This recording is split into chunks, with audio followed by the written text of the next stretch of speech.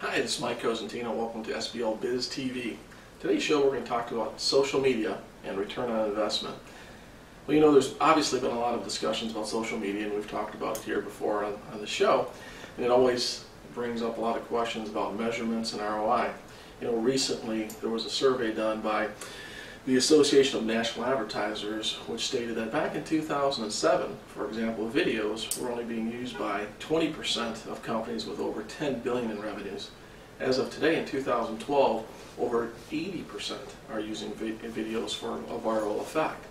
So clearly, the platforms are being used. You go on and look at social media in those same large companies, and those can range anywhere from roughly 65% upwards of over 95%, depending on who's giving you the numbers. Bottom line is, businesses have bought into social media, and it continues to grow in its usage rate. Now, the big concern comes about, whether it's in small business or in big business, is measurement, and how do we measure it? And most importantly, how do we get our return on investment? And today we're going to take a look at a couple thought processes on that area.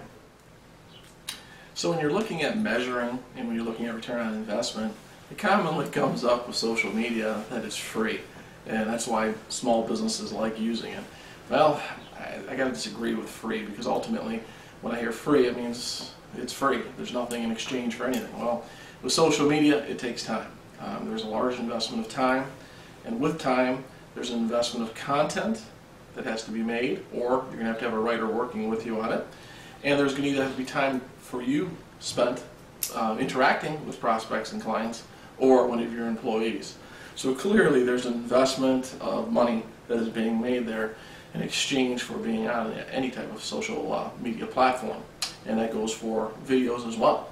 There's production involved with that as well, and there is different platforms that make it easy, which we'll talk about in future shows. But for today, just know that I believe that there is an investment of money that is being made. But I think it's important when you're looking at social media is that return on investment is something that's really important to you. But you have to remember, it takes patience, it takes adjustment, and it takes measurement. Patience being that you have to have the ability to stick with it, okay? Adjustments means after you implement, how are you adjusting and what are you doing to make it better? And then measuring your success as you move forward. I think with social media, it's easy to forget those elements, where it is much more easier to do that with other elements in business. So if I can make that one tip, remember patience, adjusting, and measuring. Now, I get commonly asked by people as far as ways to measure. I think this is where it's an edge for a small business. Okay, well, you say, now Mike, you know, it takes patience, it takes adjusting, and it takes measuring. But how do we measure is you know, the question. Well, I think that's actually an advantage for a small business, or an edge we can call it. Is that when you're a large company, you know, you have layers and layers of management and different people and the hierarchy of how things are laid out and information. It's much more difficult to be able to get information through from everybody to you as an owner of a company. Whereas with a small business, you're in a lot more control. And a real simple way to do this is really start from day one. If you have a website that has an order form that people can place orders, actually on the form ask were they referred by. And if it was the website, you ask, was it through social media? Social media meaning, you know, Facebook, LinkedIn, Twitter, Google+, whatever it may have been, so that you know where that order came.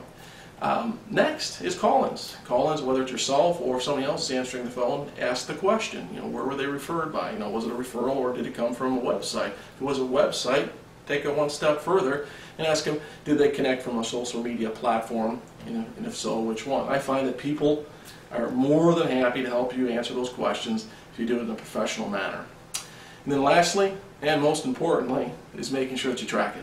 Create some form of a spreadsheet, or use some form of software that you can look at on a monthly basis to see where your sales are coming from. And obviously that should excite you if you start seeing stuff popping up from, you know, Twitter, Facebook, LinkedIn, or whatever it might be, that your work is actually paying off. Right now I know that's difficult because, you know, some of the softwares out there will show you where traffic came from, but ultimately, you know, having traffic showing that it's coming from Twitter or Facebook or wherever it's coming from, but not knowing if it resulted in a sale, really is doing you no good. So that's my little tip for you for today, and I'd like to summarize here.